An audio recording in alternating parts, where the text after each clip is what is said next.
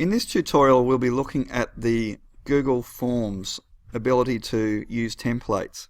And the reason why we would use templates is to speed up the creation process for making a Google form. So in this example we're going to be creating a course evaluation from a template. And the address to get started is forms.google.com. So when you enter that in the address bar, it takes you to this startup screen. Recent forms appear below, and if you're starting a new form, then the prompts are at the top here. If you wanted to start from scratch, you would click this plus to create a blank one. And Google Forms also has the ability to do quizzes where the answers are already built into it, so that's another useful feature. But we are going to be using this template for course evaluation. And while I'm on the topic of templates, there are more than these ones that you can see here. If you click this down arrow, the template gallery expands down and you can see the full range of education, personal and work templates from there. We also have the ability to create our own college templates, but we're not using that at the moment. So I'm going to begin with the course evaluation template. This has now created a form for me to use based on that template, and I'm going to make a change to the design of it first of all by clicking the color palette, and we'll go with a green color. Now you'll notice that in this form, if we walk through it, there's a class name and an instructor as well, so it's a fairly open-ended form. So we're going to be deleting some of the text from there, but the other elements of this form are quite well designed and we'll be using them.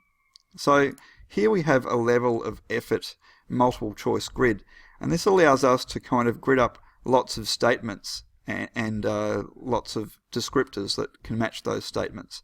So if I jump out of this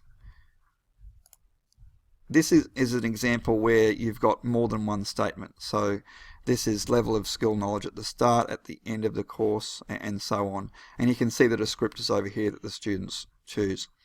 Now, you can set these so that the students must answer these questions by changing this requirement at the bottom of each question.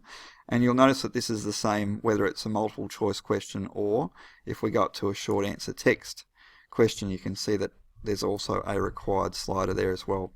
So you can adjust that as you go to make sure that the students answer the questions that you need them to answer.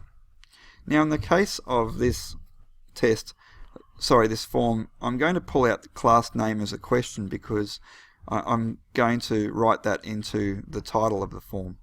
So I'll click the delete button and you can see that that question has gone. And up here in course evaluation, this is the name of the form. I'm going to put the name there.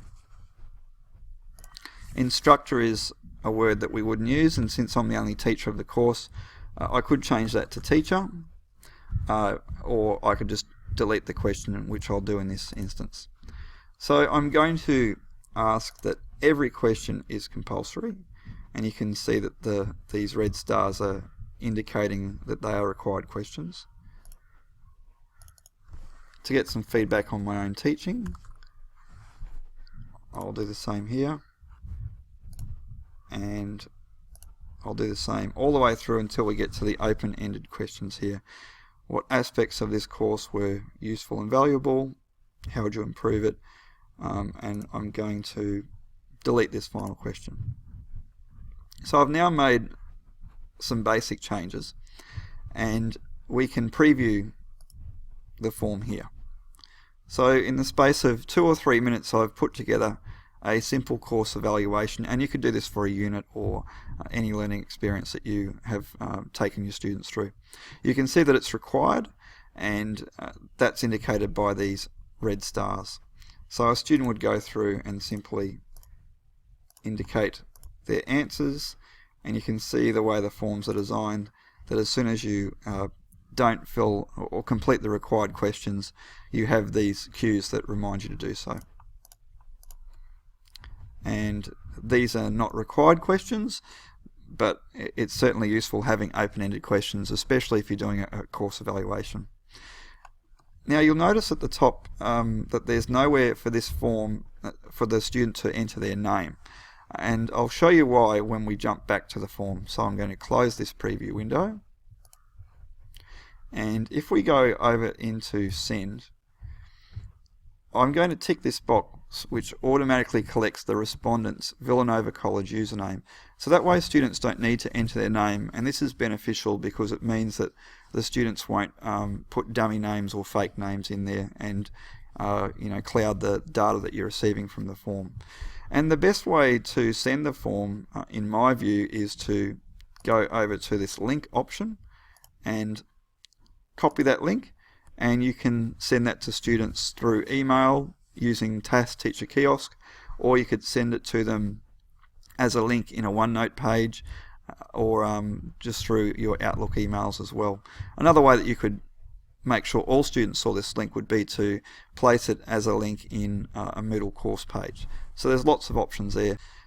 So I'll close that, and as responses come in, you'll see the responses here. You can close off the response time when you've received them all, and you can also download the responses as a CSV or view them as a Google Sheet as well.